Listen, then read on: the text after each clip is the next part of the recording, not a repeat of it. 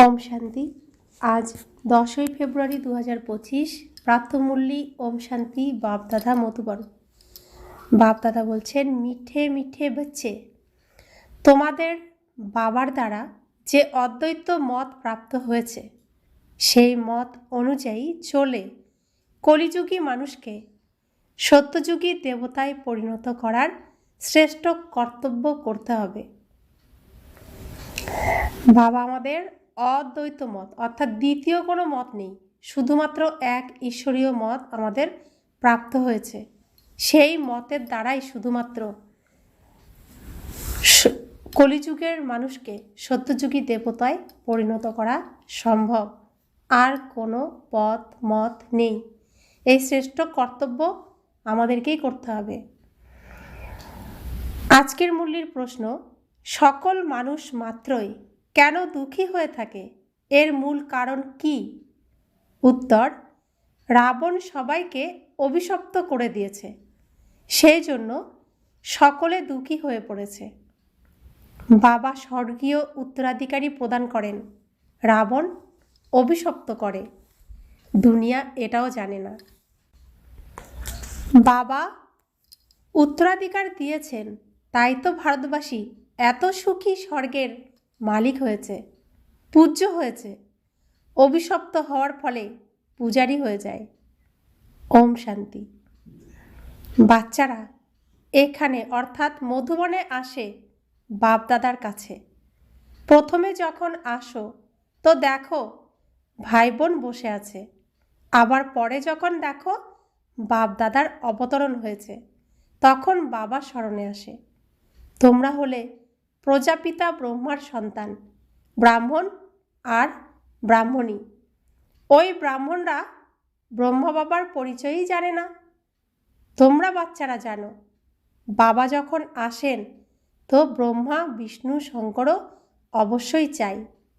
বলাই হয় ত্রিমূর্তি শিব ভগবানুবাচ। এখন তিনি তিনজনের দ্বারা তো বলবেন না। এই ব্যাপারে বুদ্ধিতে ভালো রকম ধারণা করতে হবে। এরকম তো শোনা যায়নি বিষ্ণুর মুখের দ্বারা, শঙ্করের মুখের দ্বারা, ব্রহ্মার মুখের দ্বারা। শোনা যায় কৃষ্ণের মুখের উচ্চারিত বাণী। তো কৃষ্ণের আত্মা যখন অন্তিমে ব্রহ্মা হন, সেই মুখের দ্বারাই স্বয়ং ভগবান এই গীতা জ্ঞান উচ্চারণ করেন। তো একজনের নামই প্রসিদ্ধ। তো বাবা বলছেন, অসীম জগতের বাবার কাছ থেকে অবশ্যই স্বর্গের উত্তরাধিকার প্রাপ্ত হবে। সেই জন্য সকল ভক্ত ভগবানের কাছে কি চায়? জীবন মুক্তি। এখন হলো জীবন বন্ধ। সকলে বাবাকে স্মরণ করে যে এসে এই বন্ধন থেকে মুক্ত করো। বাচ্চারা, এখন তোমরাই জানো যে বাবা এসে গেছেন। কল্প কল্প বাবা আসেন, ডাকেও তুমি মাতা পিতা, তুমি তুমি বন্ধু সখা তুমি। কিন্তু এর অর্থ তো কেউ বোঝে না। নিরাকার বাবার ক্ষেত্রে যে বলা হয় সেটা বোঝে, গান গেয়ে থাকে, কিন্তু কিছুই প্রাপ্তি নেই। এখন বাচ্চারা, তোমাদের ওনার থেকে উত্তরাধিকার প্রাপ্ত হয়, আবার পরের কল্পে প্রাপ্ত হবে। বাচ্চারা জানে যে বাবা অর্ধকল্পের জন্য এসে উত্তরাধিকার প্রদান করেন, রাবণ আবার অভিশাপ দেয়। এটাও দুনিয়া জানে না যে আমরা সকলে অভিশপ্ত। রাবণের অভিশাপ লেগেছে, সেজন্য সকলে দুঃখী হয়েছে। ভারতবাসী সুখী ছিল। কাল এই লক্ষ্মীনারায়ণের রাজ্য ভারতে ছিল। দেবতাদের সামনে মাথা ঠোকে, পূজা করে, কিন্তু সত্যযুগ কবে ছিল এটা কারো জানা নেই।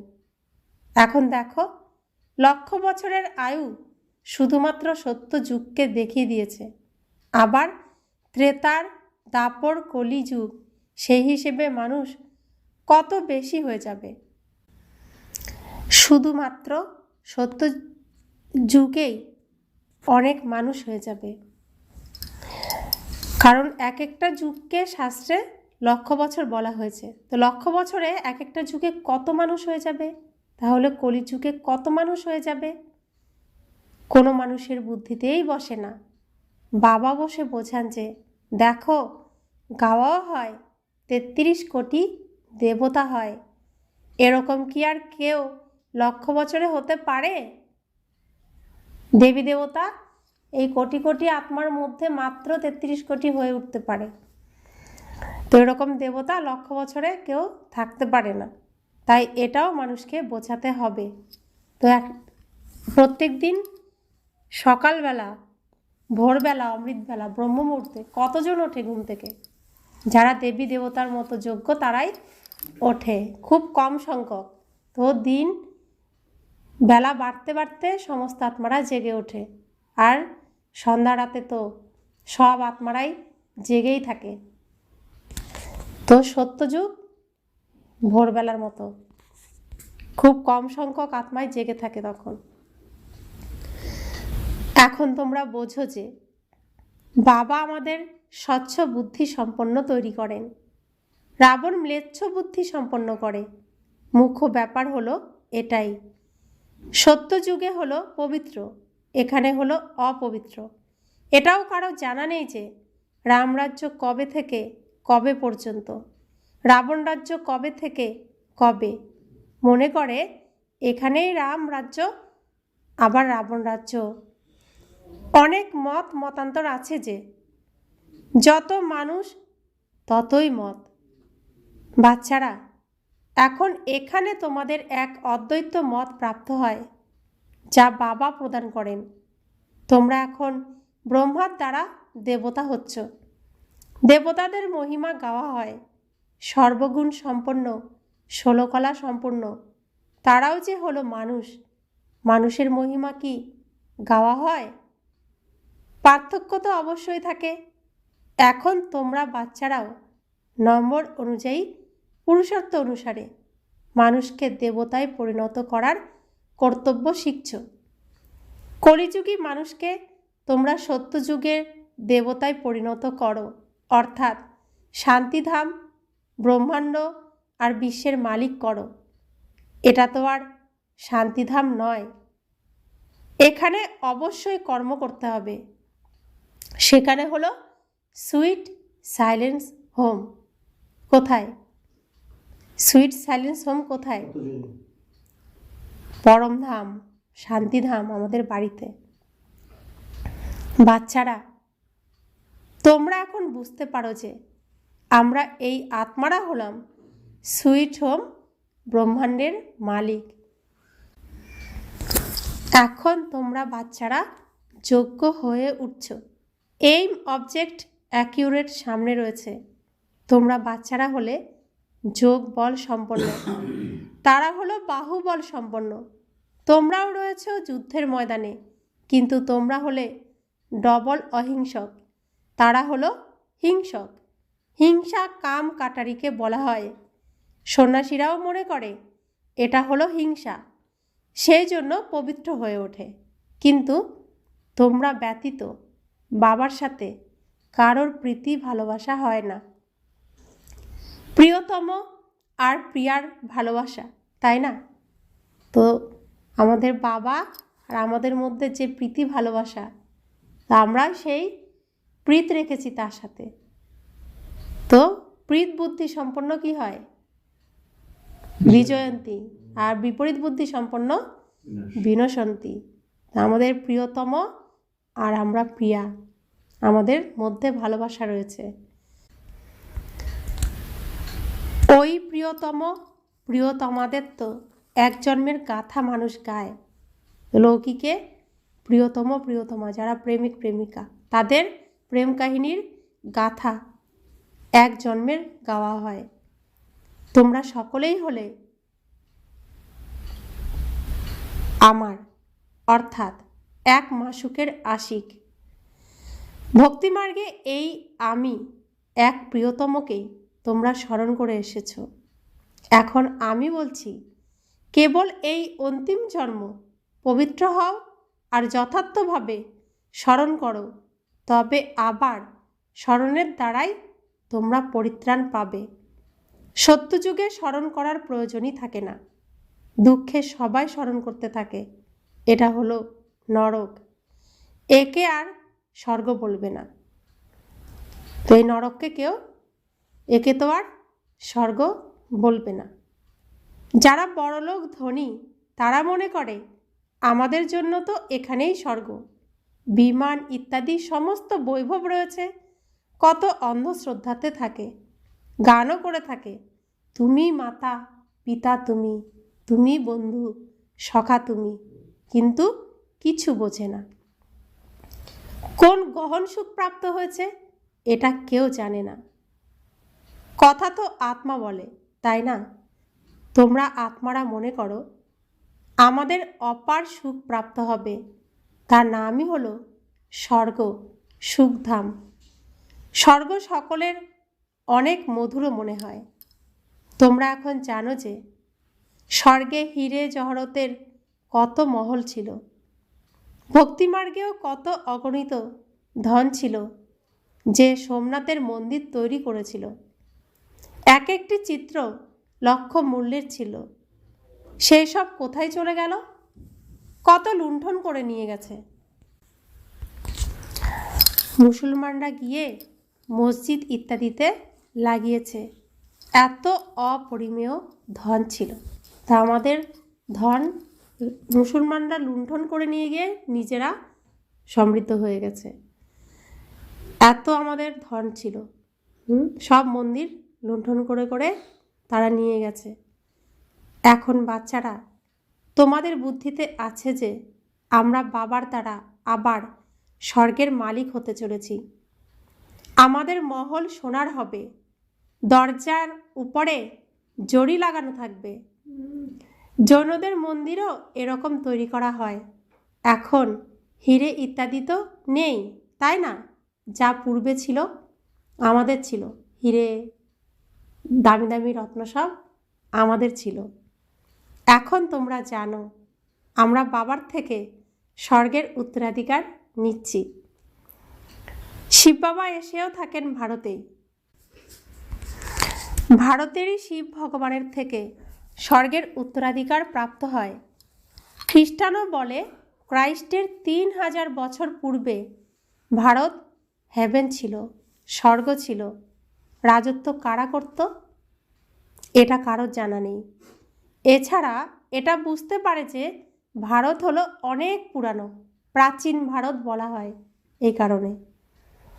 এটাই তো স্বর্গ ছিল, তাই না? সেই প্রাচীন ভারত ছিল স্বর্গ। বাবাকে বলাও হয় হ্যাভেনলি গডফাদার, অর্থাৎ হ্যাভেন স্থাপনকারী ফাদার। অবশ্যই ফাদার এসে থাকবেন, তাই তো তোমরা স্বর্গের মালিক হতে পারছো। প্রতি 5000 বছর পরে স্বর্গের মালিক হও। আবার অর্ধকল্প পরে রাবণ রাজ্য শুরু হয়। চিত্রতে এরকম ক্লিয়ার করে দেখাও যেন লক্ষ বছরের ব্যাপার বুদ্ধি থেকেই বের হয়ে যায়।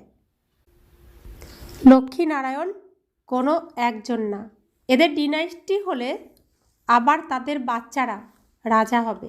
তো প্রথম লক্ষ্মীনারায়ণ কে হবে? রাধাকৃষ্ণ। তো তারাও তো বৃদ্ধ হবে, তাদের শরীর ছাড়বে। তো তখন শরীর ছাড়লে রাজত্ব কে সামলাবে? ওই সিংহাসনে কারা বসবে? তাদের সন্তানরাই বসবে। তাহলে লক্ষ্মীনারায়ণ কতজন হবে? 8 জন হবে। বাবা বলছেন রাজা তো অনেক হয়, তাই না? সমস্ত মালা তৈরি করা আছে, মালাই তো জপ করে। যারা বাবা সাহায্যকারী হয়ে বাবার সার্ভিস করে তাদেরই মালা তৈরি হয়, আর যারা সিংহাসনে বসতে পারে তারাই মালার দানায় আসে, তাই না? যারা সম্পূর্ণভাবে চক্রতে আসে, পূজ্য পূজারী হয়, এই স্মরণিক তাদের। তোমরা পূজ্য থেকে পূজারী হয়ে ওঠো, তো আবার নিজেদের মালাকে বসে পূজা করো। প্রথমে মালার উপরে হাত লাগিয়ে তারপরে মাথায় ছোঁয়ায়, পরে মালা ঘুরিয়ে ঘুরিয়ে জপ করা শুরু করে। তোমরাও সমগ্র চক্র আবর্তন করো, তারপর শিব বাবার থেকে উত্তরাধিকার প্রাপ্ত করো। দেখো মালা জপ করার তাহলে নিয়ম। প্রথমে ফুল শিব বাবা, তো তাকে ছুঁয়ে মাথায় ঠেকিয়ে প্রণাম করে, তারপরে মালা ঘুরিয়ে ঘুরিয়ে জপ করে, পুরো চক্রটাকে ঘোরে। তো আমরাও তো পুরো চক্রটা ঘুরে এই অন্তিমে শিব বাবার কাছ থেকে উত্তরাধিকার প্রাপ্ত করছি। তো শুরু করছে শিব, আবার মালা শেষ করেও তো শিবের মধ্যেই আছে না। দেখো মালার জপের মধ্যেও পুরো চক্রটার হিসেব রয়েছে, কিন্তু কেউ তো বুঝতে পারে না। এই রহস্য তোমরাই জানো। মানুষ তো কেউ কারোর নামে, আবার কেউ আর কারোর নামে মালা জপে, কিছুই জানে না। এখন তোমাদের মালার সমগ্র জ্ঞান আছে, আর কারোর এই জ্ঞান নেই। খ্রিস্টান কি আর বোঝে যে এটা কার মালা ঘুরিয়ে জপ করা হচ্ছে? এই মালা হলো তাদেরই, যারা বাবার সাহায্যকারী হয়ে সার্ভিস করে। এই সময় সবাই হলো পতিত। যারা পবিত্র ছিল তারা সকলে এখানে আস্তে আস্তে এখন পতিত হয়েছে। আবার নম্বর অনুযায়ী সকলে যাবে, নম্বর অনুযায়ী আসে, নম্বর অনুযায়ী যায়। কত বুঝতে পারার মতো ব্যাপার, এগুলোই রহস্য বোঝার মতো। এটা হলো বৃক্ষ, কত শাখা প্রশাখা মঠ পন্থ আছে। কোন বৃক্ষে? কল্পবৃক্ষে। এখন এই সমগ্র বৃক্ষ নিশ্চিহ্ন হবে, আবারও তোমাদের ফাউন্ডেশন লাগবে। তোমরা হলে প্রজাপিতা ঝাড় এর ফাউন্ডেশন, প্রজাপিতার ঝাড়ের ফাউন্ডেশন। ওর মধ্যে সূর্যবংশী চন্দ্রবংশী দুই আছে। সত্যযুগ ত্রেতাতে যারা রাজত্ব করার মতো ছিল তাদের এখন কোনো ধর্মই নেই। কি বলছি আমরা নিজেদেরকে? হিন্দু। হিন্দু কোনো ধর্ম নয়, শুধুমাত্র চিত্র আছে। সত্যযুগ ত্রেতা যুগে যারা রাজত্ব করেছিল শুধু তাদের চিত্র আছে, তাদের ধর্ম এখন আর নেই। আছে সনাতন ধর্ম? নেই। যাদের চিত্র আছে তাদের বায়োগ্রাফি তো জানতেই হবে। বলে দেয় অমুক জিনিস লক্ষ বছরের পুরানো। এখন বাস্তবে পুরানো হলো আদি সনাতন দেবী দেবতা ধর্ম। তার পূর্বে তো অন্য কোনো কিছু হতে পারে না। বাকি পুরানো বলতে 2500 বছরের পুরানো জিনিস হবে। খনন করে নিচের থেকে যেসব পাওয়া যায়, ভক্তিমার্গে যারা পূজা করে তারা পুরানো চিত্র বের করে। কারণ আর্থকোয়েকে, ভূমিকম্পে সব মন্দির ইত্যাদি ভেঙে পড়ে, আবার নতুন তৈরি হয়। হিরে সোনা ইত্যাদির এত খনি যা এখন খালি হয়ে গেছে, সে সমস্ত আবার ভরাট হয়ে যাবে। এই সব কথা এখন তো তোমাদের বুদ্ধিতে আছে, যে এখন আমাদের বুদ্ধিতে আছে। এই যে এখন বিনাশ পর্ব চলছে, এই বিনাশ পর্বে কি হবে? সমস্ত সোনা আবার যেখানে যেখানে ছিল সেই খনিতে চলে যাবে। তো বাবা বলছেন, বাবা ওয়ার্ল্ডের হিস্ট্রি জিওগ্রাফি বুঝিয়েছেন। তো এই পৃথিবীর হিস্ট্রি কি, সনাতন ধর্মের শুরু কবে থেকে কিভাবে হয়েছে, এই জিওগ্রাফি কি, সত্যযুগ ত্রেতা যুগের ভৌগোলিক অবস্থান কেমন ছিল, এটা হলো জিওগ্রাফি, ভূগোল, ভৌগোলিক অবস্থান। তো বাবা সব কিছু আমাদের বুঝিয়েছেন। সত্যযুগে কত অল্প মানুষ থাকে, পরে আবার বৃদ্ধি পেতে থাকে। আত্মারা সকলেই পরম ধাম থেকে আসতে থাকে। আস্তে আস্তে বৃক্ষ প্রসারিত হতে থাকে। আবার যখন বৃক্ষ জর্জরীভূত অবস্থায় আসে তখন বলা হয় রাম গেল, রাবণ গেল। যাদের অনেক পরিবার আছে, অনেক ধর্ম রয়েছে, তাই না? আমাদের পরিবার কত ছোট। তো এখানে এখন রামের রাজ্য শেষ, রাবণের রাজ্য শেষ, তাই রামও গেল, রাবণও গেল, সিনেমাও শেষ হলো।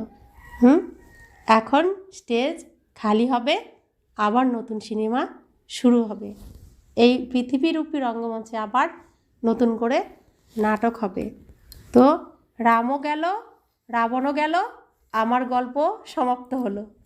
এটাই তো কাহিনী। তো বাবা বলছেন অনেক ধর্ম রয়েছে, তাই না? আমাদের পরিবার কত ছোট, তো রামের পরিবার কত ছোট, রাবণের পরিবার কত বড়।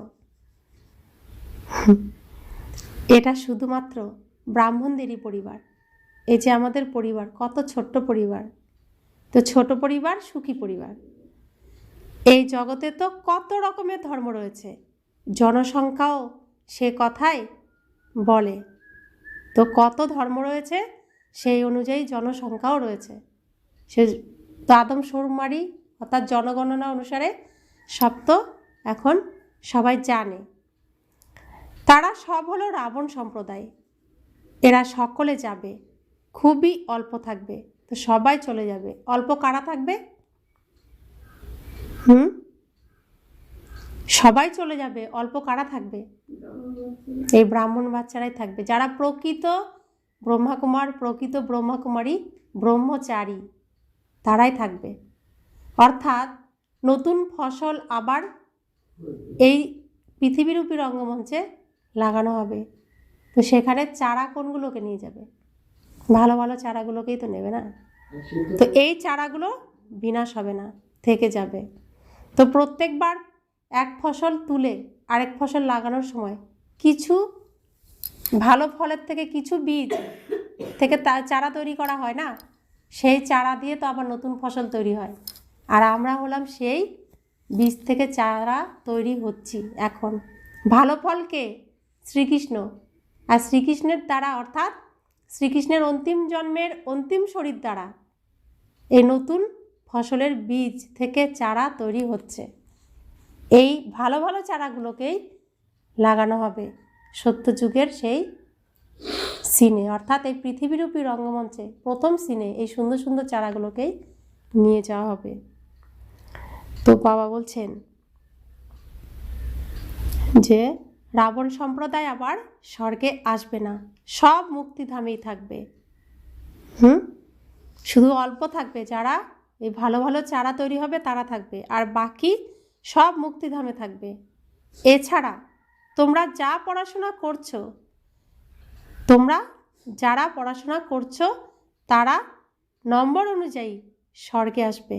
তো যে যেমন রেজাল্ট করবে এই পড়াশোনার উপর পরীক্ষার পরে, তো যে যেমন ভালো মার্কস নিয়ে পাশ করে আসবে সে তত উচ্চ স্থানে আসবে।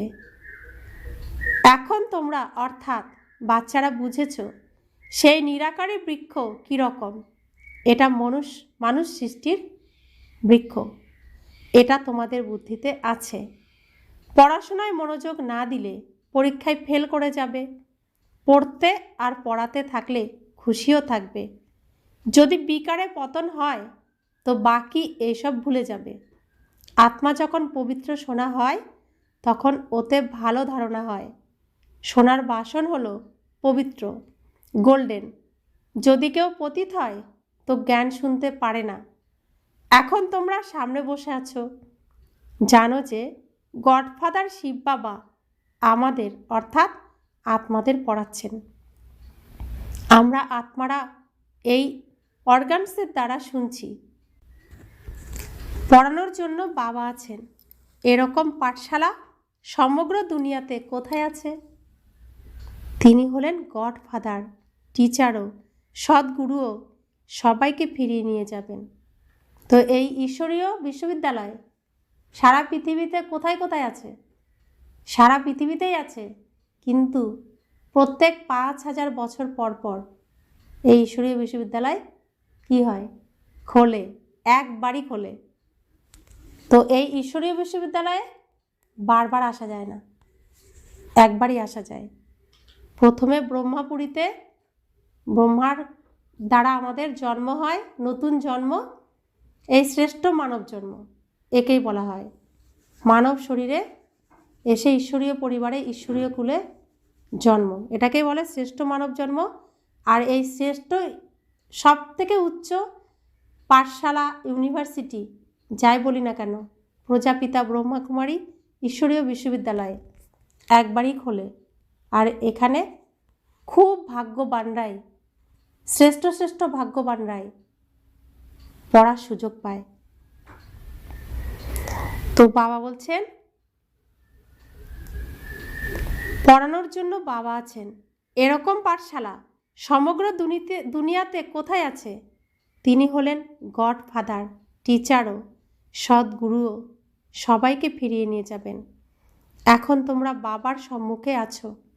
সম্মুখে বসে মুরলি শোনার কত পার্থক্য হয়!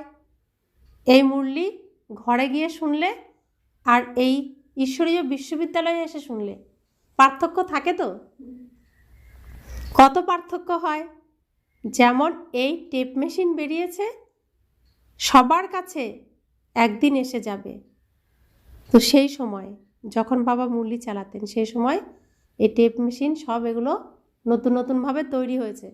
এই পৃথিবীতে যা কিছু সায়েন্সের সব সুখ প্রদানকারী জিনিস আছে, সব কিছু এই যজ্ঞের সাহায্যের জন্যই তৈরি হয়েছে। তো বাবা বলছেন, বাচ্চাদের সুখের জন্য বাবা একদিন জিনিস তৈরি করবেন। এটা কোনো বড় ব্যাপার নয়। এই একজন সুন্দর সম্রাট ছিলেন। প্রথমে সুন্দর ছিল, এখন কুরূপ হয়ে গেছে, তাই তো শ্যাম সুন্দর বলে। কার কথা বলছে? বিষ্ণুর কথা, নারায়ণের কথা বলছে, কৃষ্ণের কথা বলছে। তোমরা জানো আমরা সুন্দর ছিলাম, এখন শ্যাম অর্থাৎ কালো হয়েছি, আবার সুন্দর হব। শুধু একজন কেন হবে? একজনকেই কি সাপে ছোবল মেরেছে? সাপ তো মায়াকে বলা হয়। বিকারে যাওয়ার জন্য শ্যামবর্ণ হয়ে যায়। কত বোঝার ব্যাপার! অসীম জগতের বাবা বলছেন, গৃহস্থ ব্যবহারের থেকেও এই অন্তিম জন্ম ফর মাই সেক, অন্তত আমার জন্য পবিত্র হও। শুধুমাত্র আমার জন্যই পবিত্র হও। আমার কথা শোনো। বাচ্চাদের থেকে এই ভিক্ষা চাইছি। কে চাইছেন? বাচ্চাদের কাছে ভিক্ষা কে চাইছেন? স্বয়ং ভগবান, যিনি সদা পবিত্র, তিনি এসেছেন এই নোংরা দুনিয়ায় আমাদেরকে পরিষ্কার করে সুন্দর বানাতে।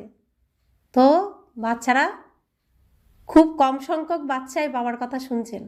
তো বাবা ভিক্ষা চাইছেন যে এই অন্তিম জন্ম তোমরা পবিত্র হও, কমল ফুলের মতো পবিত্র হও, আর আমাকে স্মরণ করো।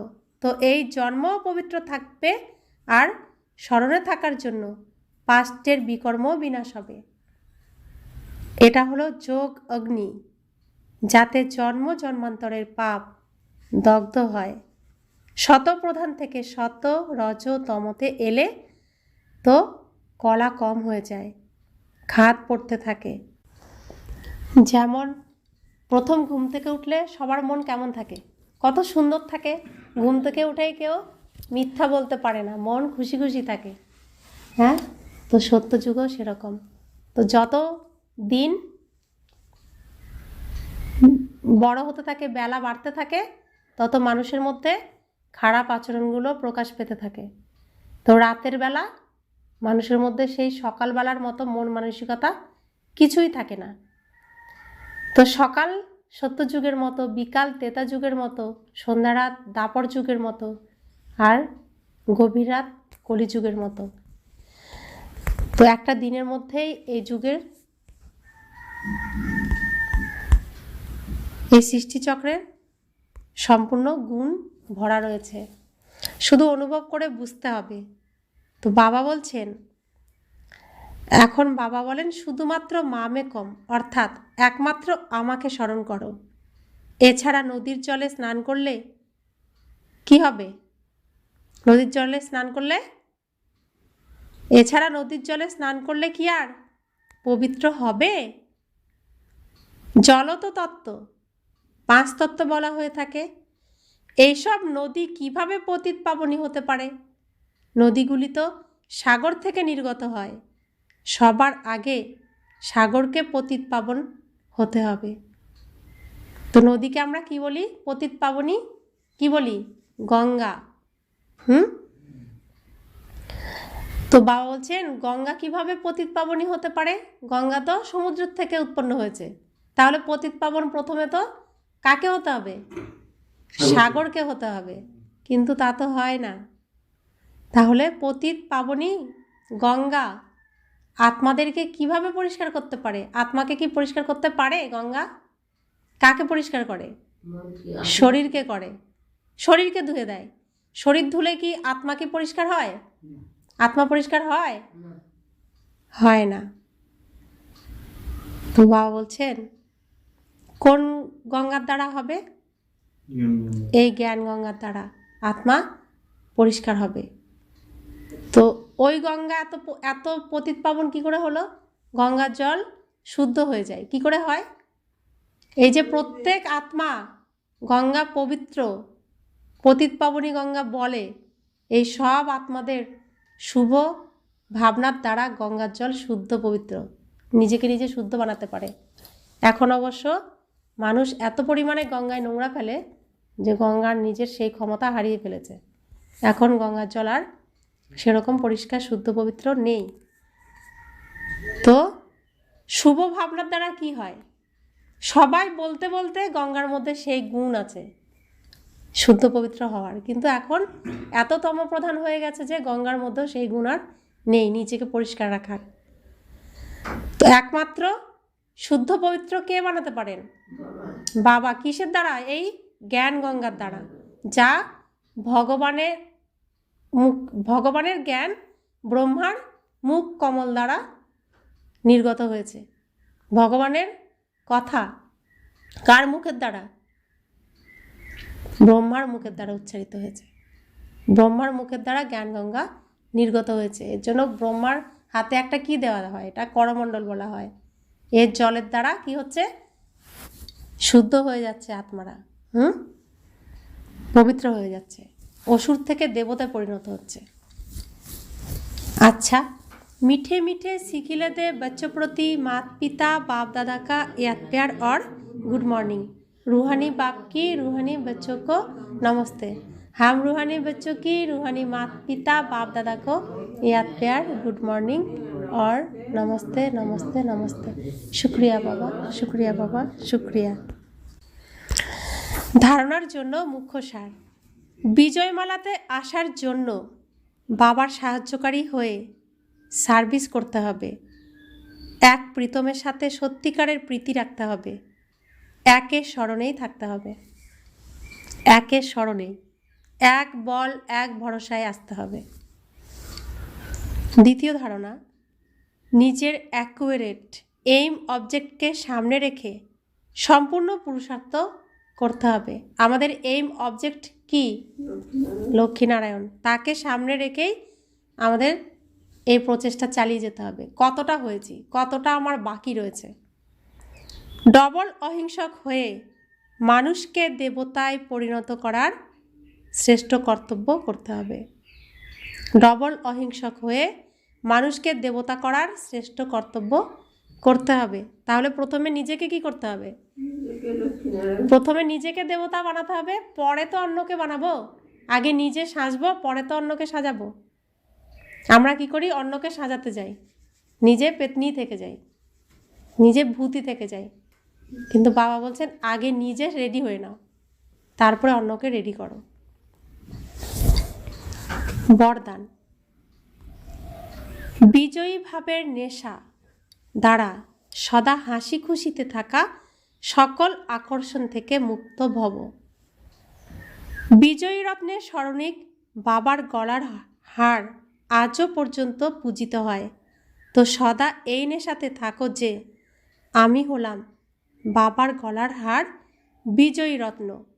আমি হলাম বিশ্বের মালিকের সন্তান। আমি যা পেয়েছি সেটা কেউ পায়নি। এই নেশা আর খুশি স্থায়ী থাকলে যে কোনো প্রকারের আকর্ষণ থেকে মুক্ত থাকবে। যে সদা বিজয়ী সে সদা হাসি খুশিতে থাকে, এক বাবা স্মরণের আকর্ষণেই আকৃষ্ট হবে। এক বাবা স্মরণের আকর্ষণেই আকৃষ্ট হবে।